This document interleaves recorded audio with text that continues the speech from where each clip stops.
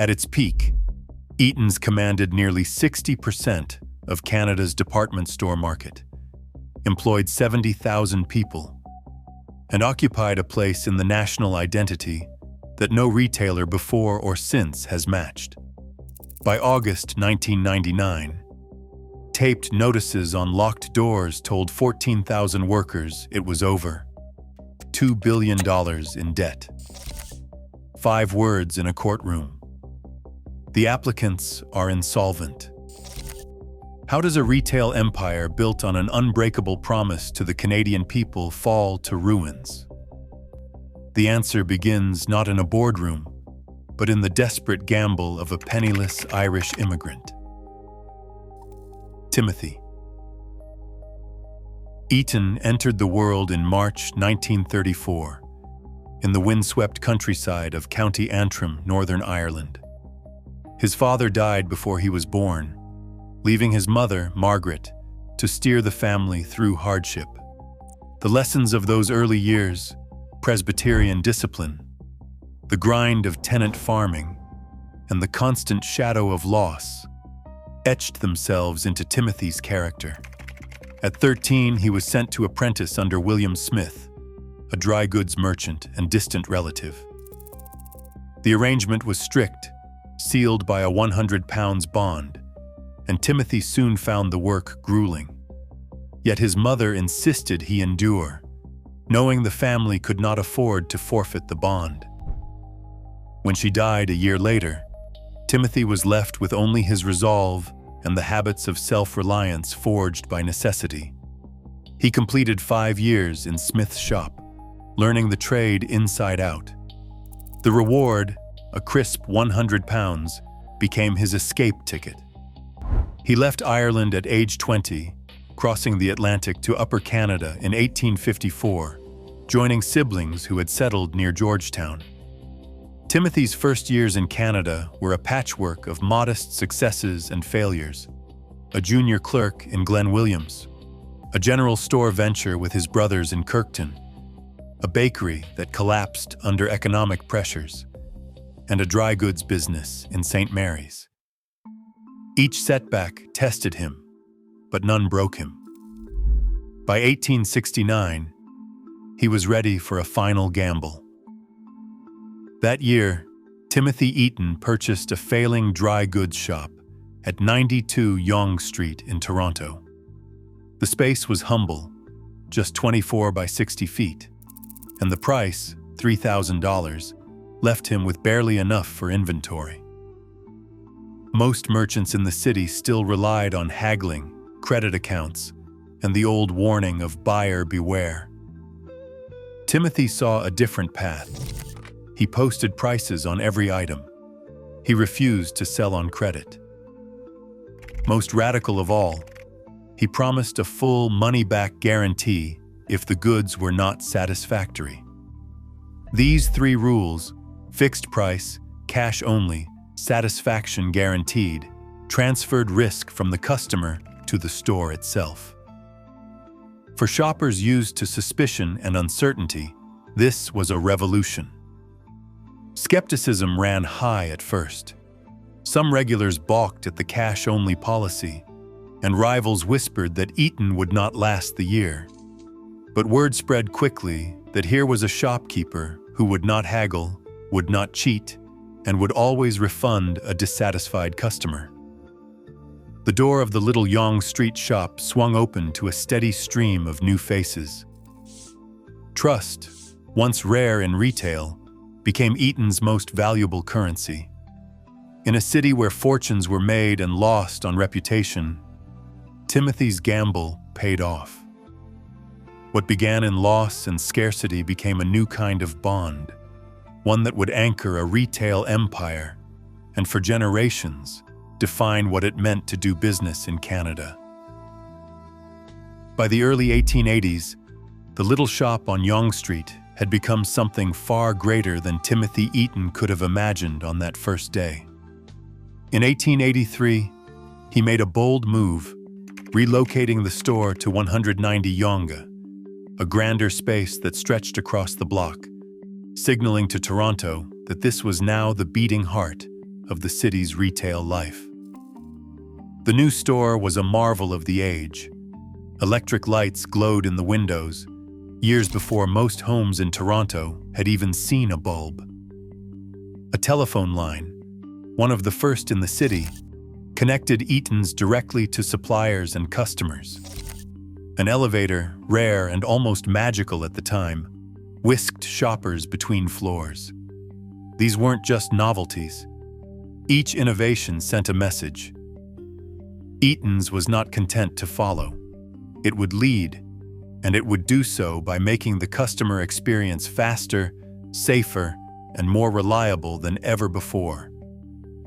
Inside, the energy was unmistakable.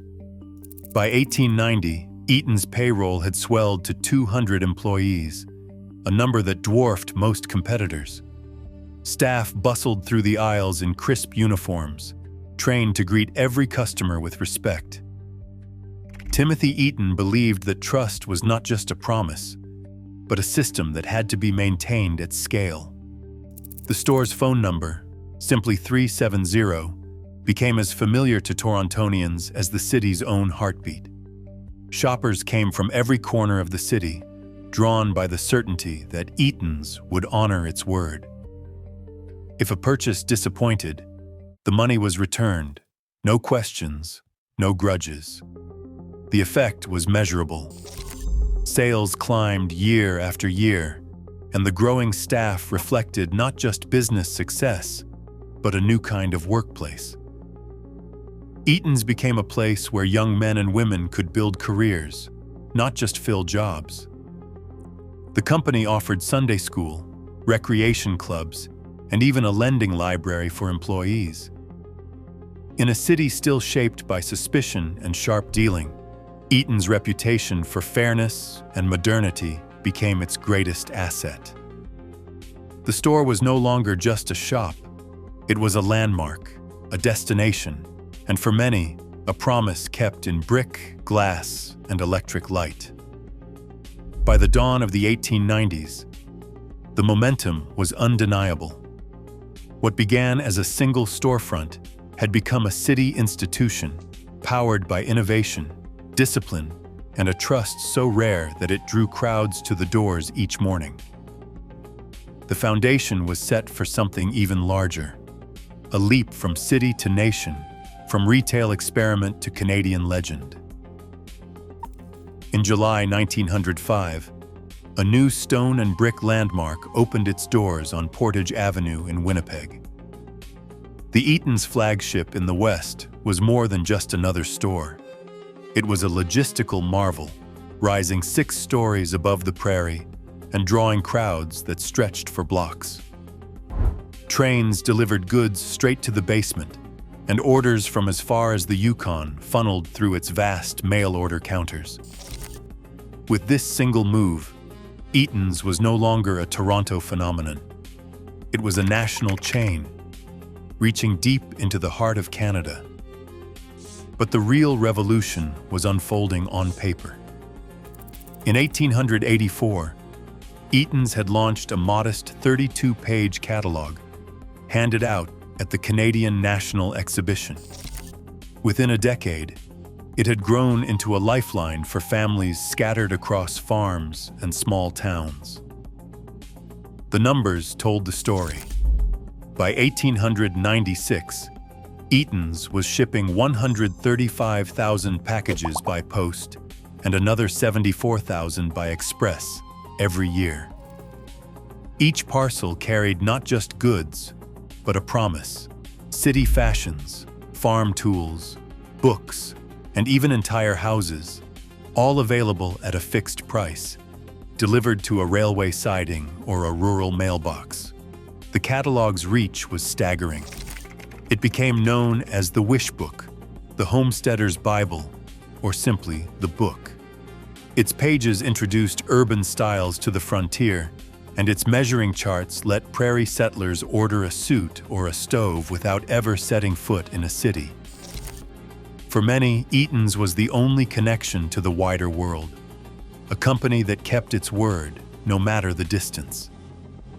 John Craig Eaton, who succeeded his father, poured resources into the mail-order system, building warehouses, rail depots, and a network of catalog offices from Moncton to Moose Jaw.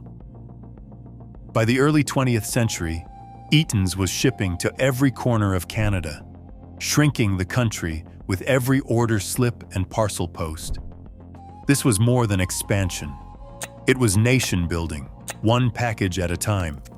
The catalog's promise, goods satisfactory or money refunded, bound Eaton's to the hopes of millions, making the store's reach as wide as the country itself.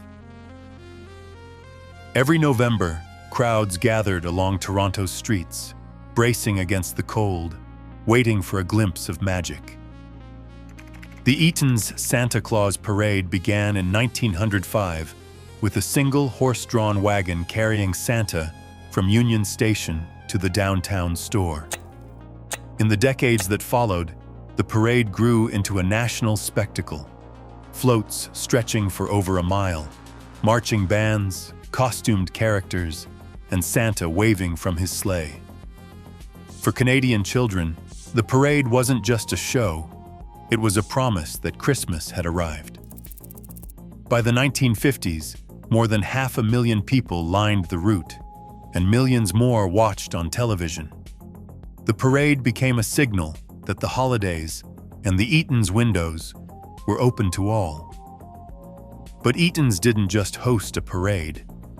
During both World Wars, the company pledged to pay full salaries to married employees who enlisted. Profits from war contracts were handed back to the government, and care packages found their way to Eaton's staff held as prisoners of war. In an era when loyalty was often a slogan, Eaton's made it policy. The company's sense of duty ran deep, forging a bond with employees and customers that felt almost unbreakable. At its height, Eaton's was more than a store. It was a national host, inviting Canadians to celebrate together, to mark milestones, and to believe in something larger than commerce. The numbers were staggering. By the early 1960s, Eaton's employed 70,000 people across the country. Its share of the department store market surged to nearly 60%. The company's reach extended from the Atlantic to the Pacific, its name woven into the fabric of Canadian life, on paychecks, parade banners, and the fine print of war savings bonds. For generations, to shop at Eaton's was to take part in a shared ritual. The parade, the wartime pledges, the sheer scale of its operations, these weren't just signs of business success. They were proof that Eaton's had become part of Canada's identity, a symbol of trust and belonging that seemed as enduring as the nation itself. In 1965, a single malfunction sent a tremor through the heart of Eaton's. The company had invested in a new mainframe billing system, meant to modernize operations for an empire handling millions of transactions each year. Instead, the system seized up. 10% of customer invoices, tens of thousands, were frozen in limbo, impossible to process or collect. For weeks, accounts sat locked, balances grew, and trust began to fray. Eaton's leadership faced a dilemma. The company's promise had always been clear: goods satisfactory or money refunded, no questions asked. But now, with the guarantees straining under the weight of technical failure, the old rules were tested. After weeks of mounting confusion and customer complaints, the board made a costly decision. They wrote off $5 million in uncollectible bills, a staggering sum for the time, and a public admission that the system had failed. The response was swift and public. Eaton's took out a full-page apology in the Globe and Mail, offering not excuses but contrition. "We regret the inconvenience caused to our valued customers," the statement read, signed by the company's president. For a business built on the certainty of its word, the admission cut deep. The money-back guarantee, once a symbol of Eaton's invincibility, now seemed fragile in the face of new technology and mounting complexity. Behind the scenes, executives scrambled to restore confidence. Staff worked overtime sorting out accounts, fielding calls from anxious shoppers and frustrated suppliers. For the first time, the public saw that even Eaton's could falter, that perfection was not guaranteed. The $5 million loss was more than a financial blow. It was a crack in the foundation of trust that had held for nearly a century. The sense of unease lingered, casting a shadow over the empire's future decisions. In the summer of 1976, the presses stopped for the last time on the Eaton's catalog. What had once been the wish book of the nation, delivering everything from wedding dresses to windmills to the farthest farm, was suddenly gone. 9,000 workers lost their jobs overnight, and rural communities lost a lifeline. For families who had marked seasons by the arrival of the book in the mailbox, the silence felt personal.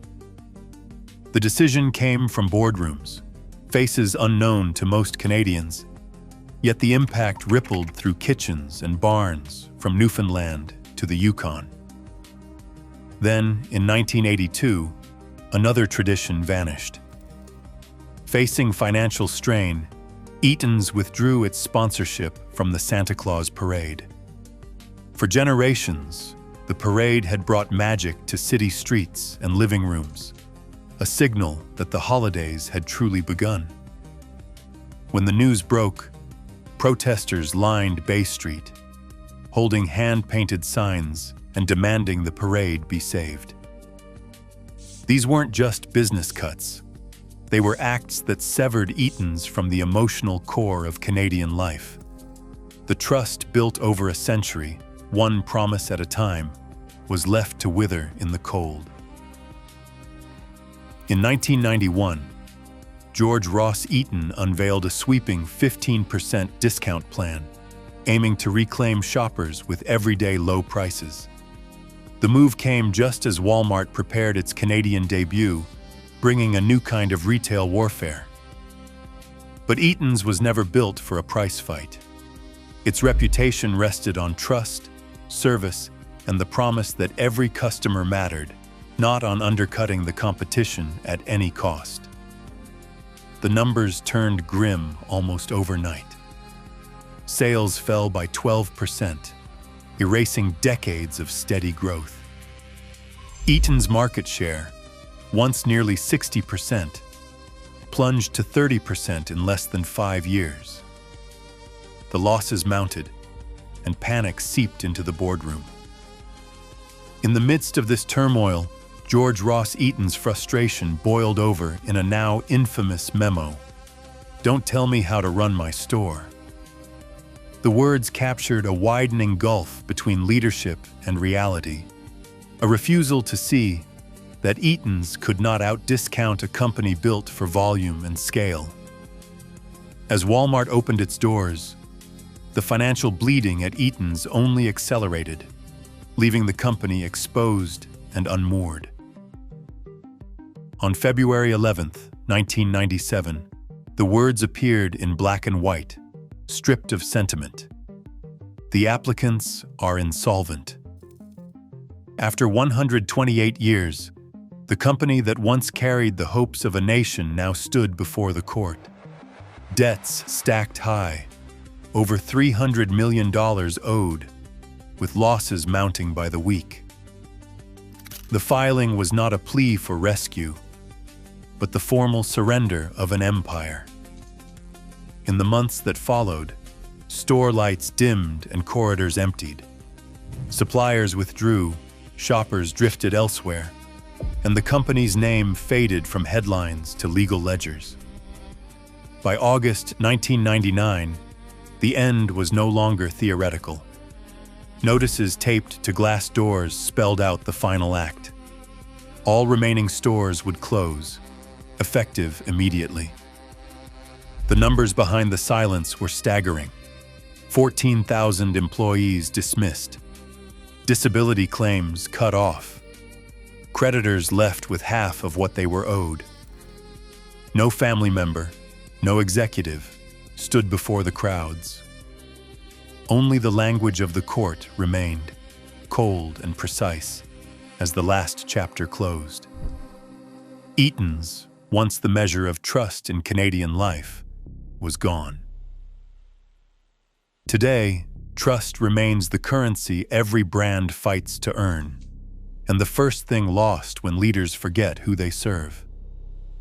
Eaton's didn't just sell goods, it sold belonging, until arrogance and detachment shattered that bond. The phrase, "the applicants are insolvent," echoes as a national caution. In a world of fleeting loyalty, we remember, trust, once broken, rarely returns. Share your thoughts on Eaton's legacy below.